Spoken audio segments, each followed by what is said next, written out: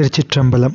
ஸ்ரீ பரஞ்சோதி முனிவர் அருளிய திருவிளையாடல் புராணம் பாகம் 349 திரு ஆலவாய் காண்டம் வாதவூரடிகளுக்கு உபதேசித்த படலம் பகுதி 92.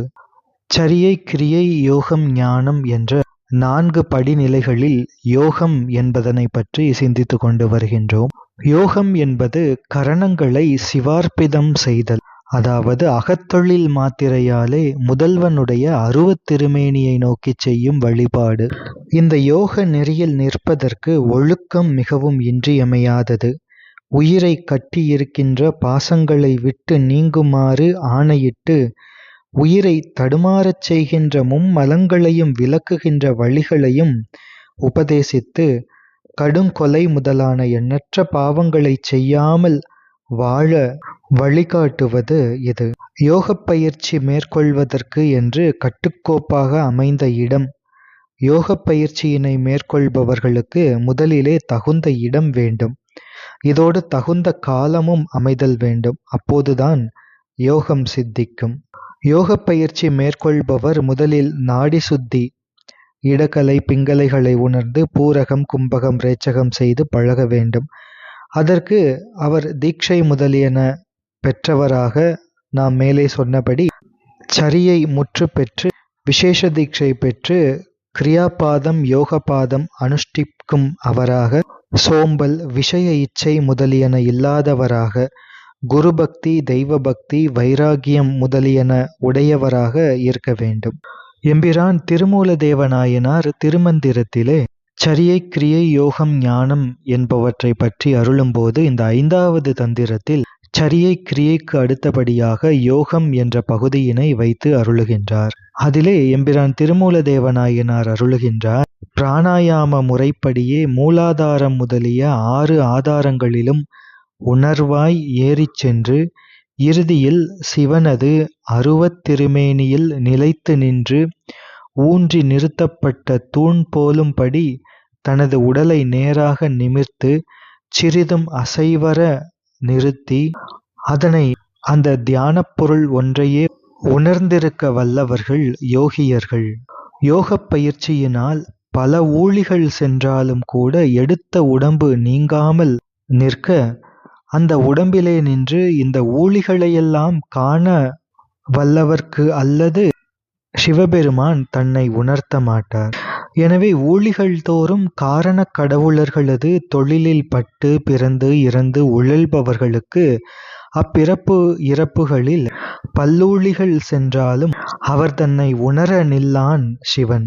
பார்க்கடலில் பள்ளி கொள்பவராகிய மாயோனும் பிரம்மனும் என்று சொல்லப்பட்ட இந்த தேவர்களிலே தலைமையானவர்கள் கூட பல்லூழிக்காலம் தேடியும் காணவராமல் அவர்களது ஆற்றலுக்கு அப்பாற்பட்டு சிவபெருமான் நின்றதே அதற்குச் சான்று ஆகும். பூவினில் கந்தம் பொருந்தியவாறு போல சீவனுக்குள்ளே சிவமணம் பூத்தது ஓவியம் போல உணரவல்லார்கட்கு நாவி அணைந்த நடுதறியாமே.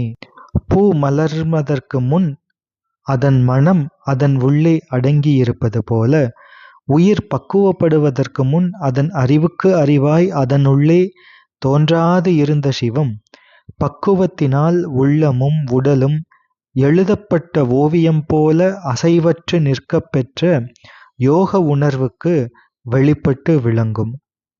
அப்போது அவர்களது உள்ளமும் உடலும் புனுகு பூனையால் கூட்டப்பட்ட மூங்கில் தறி அதன் மதநீரால் மனம் பெற்று திகழ்ந்தது போல சிவமணம் கமழப் பெற்று சிவதனுவும் சிவகரணமுமாய் அவர்களது உடலும் கரணங்களும் விளங்கும்.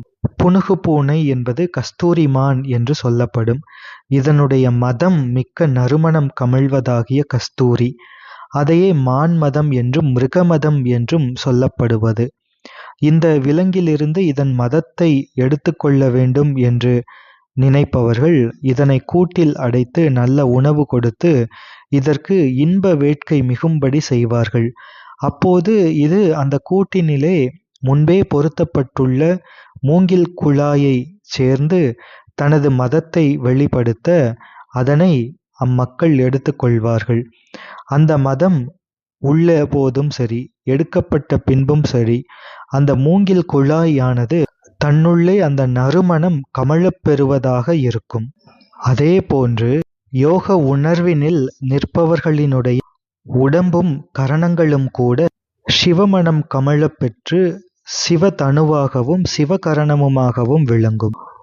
உயிர்கள் தங்களது உய்வுக்கு காரணமாக இருக்கின்ற பொருளை அறியவில்லை என்றாலும் யாம் உய்ந்தோம் உய்ந்தோம் என்று சிலர் மயங்கி சொல்வார்கள். மலரில் மனம் போல உம்மிடத்து உள்நின்று தோன்றக்கூடிய சிவனை யோக நெறியால் உள்ளத்தில் பொருந்தக் கண்டு அதனால் மயக்கம் நீங்கப் பெற்றால் தொன்று தொட்டு வருகின்ற பிறவிக்கு மூல காரணமாய் உள்ள ஆணவமலம் கீழ்ப்பட்டு அடங்கிவிடும். ஆணவமலம் ஆழ்தல் என்பது ஆணவமலத்தினுடைய சக்தி மடங்கி கிடத்தல் என்று பொருள். எனவே யோகத்தினால் ஆணவத்தினுடைய சக்தி மெலிவு அடையும் என்று அருளுகின்றார் எம்பிரான் திருமூலதேவ நாயனார். கல்வி கற்றல், பாடல்களை ஓதுதல், 64 கலைகளையும் பயிலுதல் இவைகளெல்லாம் இந்த பிறவியை நீக்கிக் கொள்வதற்கு உபயோகப்படாது.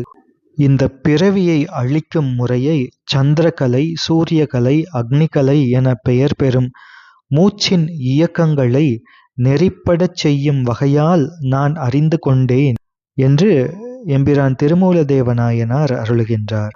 யோகத்தை தியானப் பொருளிடத்து வைக்கும் பேரன்போடு, அதாவது சிவபெருமான் திருவடியில் பதித்த பேரன்போடு செய்தால் அதனால் விளையத்தக்க பயன்கள் எல்லாம் எம்பெருமானின் அருளினாலே விளையும்.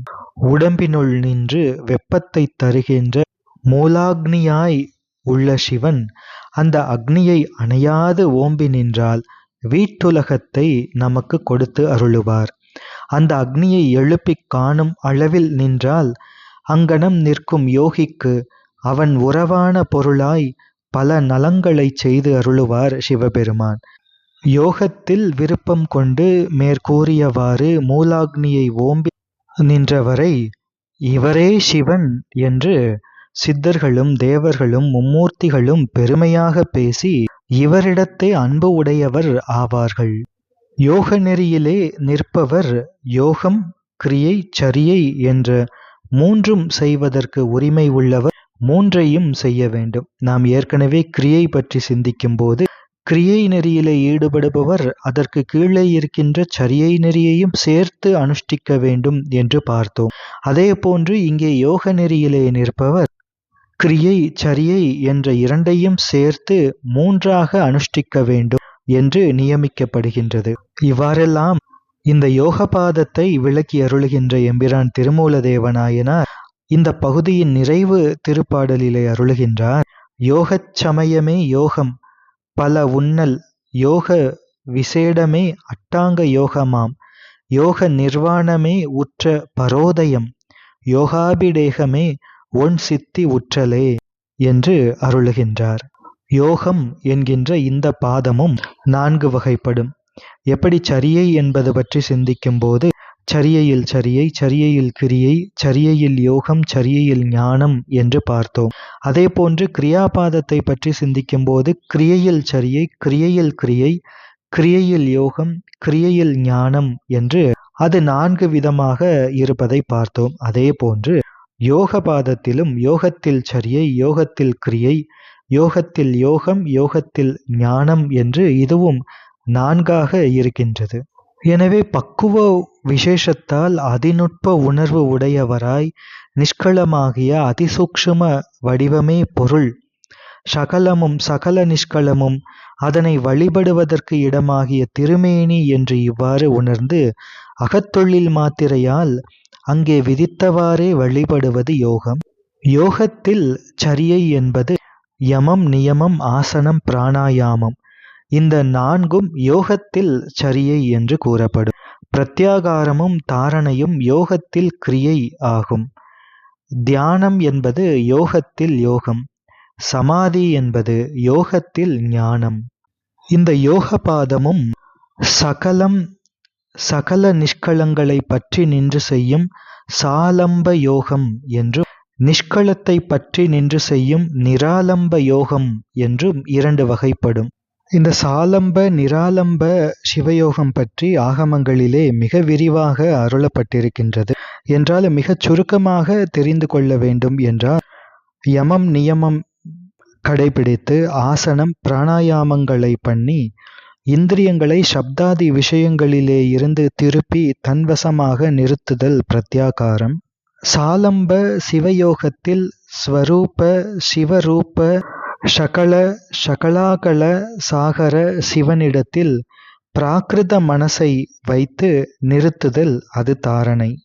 திரும்ப நிராலம்ப சிவயோகத்தில் ஸ்வரூப சிவரூப நிஷ்களாதீத நிராதார நிராகார சிவனிடத்தில் முறைமையில் பிராகிருத மனசை நிர்விஷயமாக ஜ்வலீனமாயிருக்கும்படி பண்ணி தியானத்தினது எடுப்புக்குள்ளும் போய் தாக்கும் சிவசக்தியாகிய மனசினால் விளங்கிய தனது சிற்சக்தியாகிய மனசை சின்மாத்திர ஆன்மாவில் வைத்து சிவசக்திக்கு ஒப்ப விரித்து தேய சிவத்தில் வைத்தலாகிய தாரணை. இனி அடுத்ததாக சவிகல்பமாகவும் நிர்விகல்பமாகவும் அந்த 4 வகை ஸ்வரூப சிவரூப இரு சிவனை முறைமையில் சிந்தனை பாவனை பண்ணுவனாகிய அங்க சிவயோகம் என்கின்ற தியானம். அந்த தியானத் தசை வருத்தலாகிய வங்க சிவயோகம் என்கின்ற சமாதி. அதன்பின் சமாதி சாமர்த்தியத்தினால் முறைமையில் சவிகல்பமாகவும் உள்ளற்ப சவிகற்ப நிர்விகற்பமாகவும் அந்த 4 வகை ஸ்வரூப சிவரூப சிவ பிரத்யக்ஷமாகும் ஸ்வரூப சிவரூப சிவ பரோக்ஷம் என்கின்ற ஸ்வரூப சிவரூப சிவ சாட்சாத்காரமாகிய வங்க சிவ யோகம். இப்படி சிவயோக முறைமை என்பது கூறப்படுகின்றது. இதையே சமாதியால் மலங்கள் வாட்டி சமாதி சாமர்த்தியத்தினால் மல மாயா கண்ம சாமர்த்தியங்களை தடுத்து என்று சிவஞான சித்தியார் கூறுகின்றது. இவ்வாறு இருக்கின்ற இந்த யோக பாதத்தின் 4 உள்பிரிவுகள். அதிலே யோகத்தில் சரியை என்பது யமம் நியமம் ஆசனம் பிராணாயாமம் என்று பார்த்தோம். இதில் இயமம் என்பது கொல்லாமை வாய்மை துறவு குணம் கருணை பல்லோர்க்கு இரங்கல் பசித்து உண்டல் பகலில் உறங்காது இருத்தல் முதலியன ஆகும். நியமம் என்பது கைப்பு புளிப்பு உவர்ப்பு நீக்கல் முதலியன. யோகத்தில் சரியை என்பது கண்டமளவும் விரல் செலுத்தி பித்தம் வாங்கலும் சலத்தை வாங்கி உள்ளே கொள்ளுதலும் செய்து பிரணவ மந்திரத்தாலே பூரித்து கும்பித்து ரேச்சித்து அஞ்ஞானம் நீக்கத்தக்கதாக 3 காலமும் உத்தூளனம் செய்து தாழைச்சாற்றால் உப்பை மறுத்து புளியஞ்சிராய் சாம்பல் நீரால் புளியை மறுத்து கடுக்காயால் கைப்பு என்பதனை மறுத்து அன்னத்தை குறைத்து கரிகள் நீக்கி சத்ரயோகம் தூல கண்மமாகிய உடல் தொழில் உடல் கண்மமாகிய சங்கார யோகம் முதல் செய்து வருவதாகிய யம நியமங்கள் விளக்கப்படுகின்றன. சம்ஹிதா மூல மந்திரத்தால் சிவபெருமானை மனத்தில் தியானித்து தண்டம் பண்ணி பரிவுறும் அதனை உணர்த்துவது இந்த யோகத்தில் சரியை என்பது. தொடர்ந்து சிந்திப்போம். திருச்சிற்றம்பலம்.